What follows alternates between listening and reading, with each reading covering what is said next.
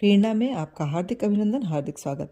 आज की वीडियो शुरू होती है एक छोटी सी कहानी से जो आपको देती है एक बहुत बड़ी प्रेरणा कि किस तरह से तुम कर सकते हो या मैं कर सकता हूँ, ये शब्द के लिए मानसिक पिंजरा बनाते हैं।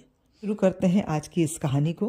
काम को करने की कला से वह पूरी तरह से संतुष्ट था। एक दिन गांव के मुखिया ने उसकी कला देखी और दूसरे शहर के बड़े व्यापारियों को प्रभावित करने के लिए कुम्हार के बालक को बुलाया और कहा, तुम तो एक अद्भुत कलाकार हो, तो मिट्टी से विशाल घोड़ा बनाओ जो एक असली घोड़े की तरह हो, जिस पर भारी से भारी लोग भी बैठ सकें।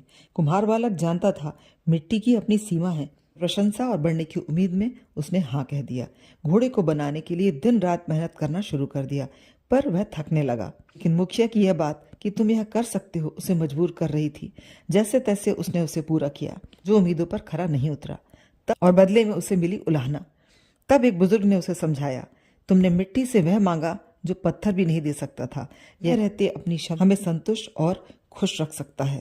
क्या आपको भी आपकी क्षमता से अधिक की उम्मीदें थका रही हैं?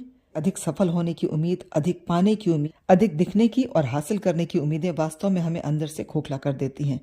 और जब हम अपनी क्षमता से अधिक का मुखौटा पहन लेते हैं तो खुद को उस मुखौटे के पीछे घुटने के लिए छोड़ देते हैं। वह घुटन हमें भी महसूस होती है, पर हमें यह अतिरिक्त भार वहन करने की आदत हो जाती है। हाँ, मैं यह कर सकता हूँ या तुम यह कर सकते हो, ये शब्द सुनने में सकारात्मक लगते हैं, लेकिन वास्तव में बाध्य करते हैं कि आप यह काम करिए, आपकी क्षमता हो या नहीं।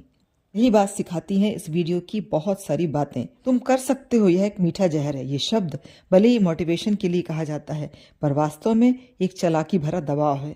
एक जिम्मेदारी हमारे कंधों पर बिना यह जाने कि हम उसके लिए तैयार हैं भी या नहीं डाल दी जाती है, और हम उसे करने को मजबूर हो जाते हैं प्रशंसा और तारीफ की लालसा में। मैं यह कर सकता हूँ कमिटमेंट के साथ एक जिम्मेदारी ले ली, नहीं कर पाया तो लोग क्या कहेंगे, और धीरे धीरे यह क्षमता मजबूरी में बदलती है, जिससे बस मन में एक दबाव रह जाता है, खुशी नहीं।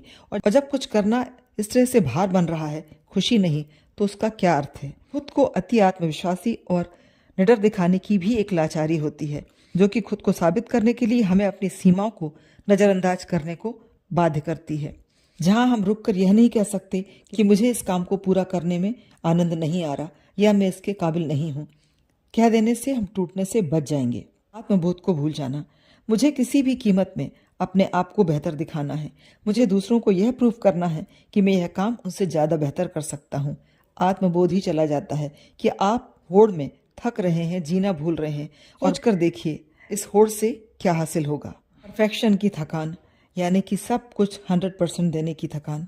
परफेक्शन की चाह भी हमें एक तरह से प्रेशराइज करती है, क्योंकि हर काम का सर्वश्रेष्ठ प्रदर्शन सुपर ह्यूमन बनने को मजबूर कर रहा है। तो जरूरी है 100% परफेक्शन। यदि कुछ कम हुआ तो क्या असर पड़ जाएगा इसका हमारे जीवन पर? खुद के लिए परफेक्शन के मायने आपकी संतुष्टि है, जो बाकी का परिश्रम है दूसरों को खुश करने की और प्रशंसा करने की चाह है।